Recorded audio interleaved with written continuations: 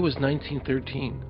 Woodrow Wilson was president, and powerful banking interests, who had been trying for years, finally achieved their long-term goal of a silent coup d'etat by taking control of the American government.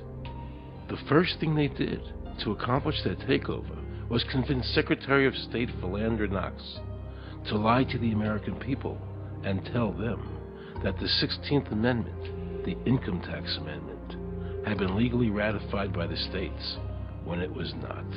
The bankers knew that this tax would ultimately end up in their pockets.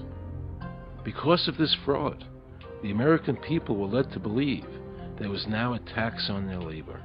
Congress and the President are completely aware of this fraud, and it was even cited in a recent court case.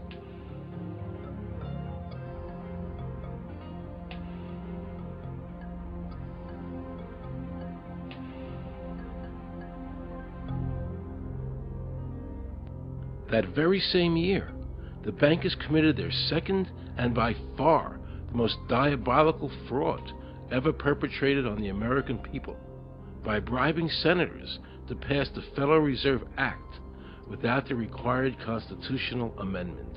All in favor, say aye. They did this during Christmas vacation, when many senators were home celebrating the holidays with their families.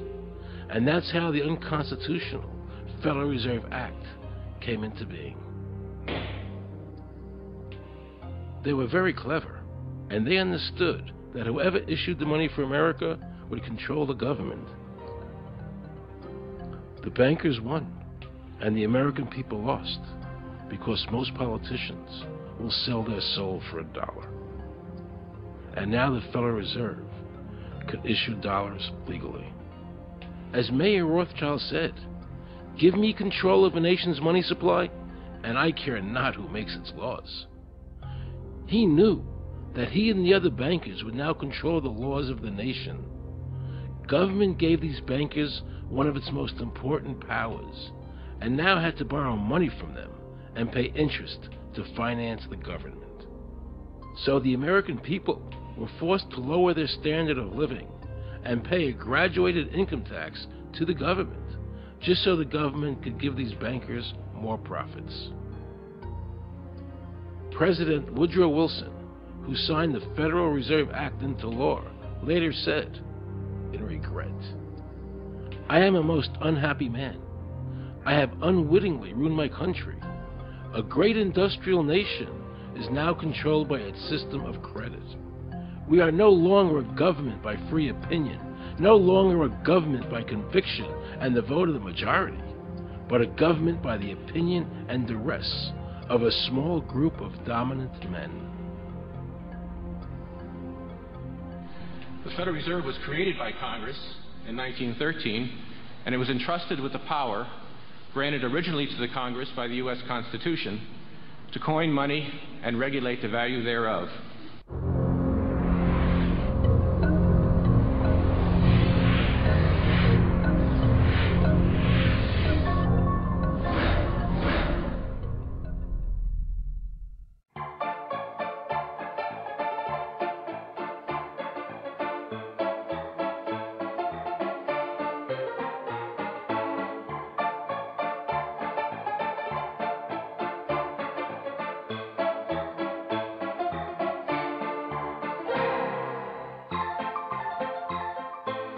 What's your name? Jan Crafting? Hi, Jan. I'm Aaron Russo. I produced the movie Is this a joke? Am I going to No, it's not a joke. Okay. No. I produced the movie Trading Places with Eddie Murphy and The Rose with Bette Midler, many movies, and I'm doing a feature film.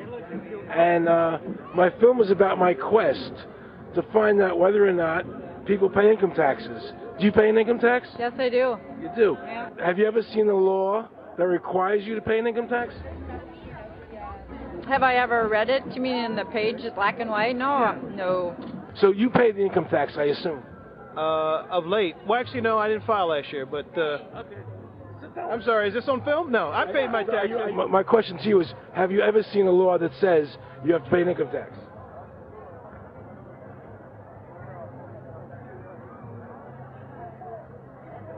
law is that guy that wears that badge and a gun. That's the one that puts you in jail. That's the law. Actually, I can't stand the IRS. Okay. They're evil. Do you have any fear of the IRS? Not really, because I'm Canadian. I think it's actually unconstitutional, is what I've heard. Right. But to avoid any hassle, I pay it. If there was no law and I wasn't afraid of them coming and taking me to jail, absolutely, I wouldn't pay taxes. Okay, then no, I wouldn't pay income taxes. It's a no-brainer. You wouldn't pay it. I wouldn't pay it. Why would anybody? Because that's what they tell us we must do, else we're bad Americans. Would you pay it? No. Would you pay it? No. Why would you pay taxes if you're an actor? The income tax is not legal because it would be a direct tax and it is not apportioned as the Constitution demands. If it's against the Constitution, then why are we doing it?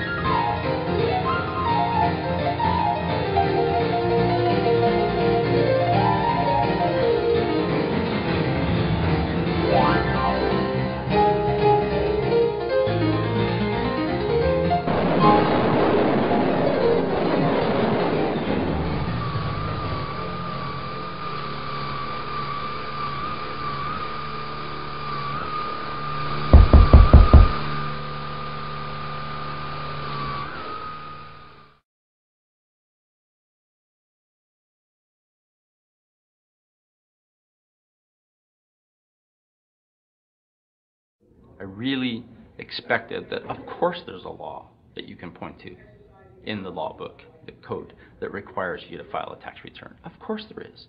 Maybe I don't know what it is right then as he was speaking to me, but sure. So naively, I agreed to go off and research it and get back to him. 3.5 months later, I was at that point where I couldn't find the statute that clearly made a person liable, at least not me and most people I know. And I had no choice in my mind except to resign. I had to leave the IRS because I presented evidence that I had accumulated indicating that the agency was violating the law and violating people's rights. And I asked the agency for a response to my sincere concerns. And the answer I got was that they would not respond to my concerns and that they would provide me with the paperwork necessary to tender my resignation. But We the People Foundation for Constitutional Education put a full-page ad in the USA Today on July 7, 2000. And within the body of that ad was a $50,000 challenge for anyone that could show the law.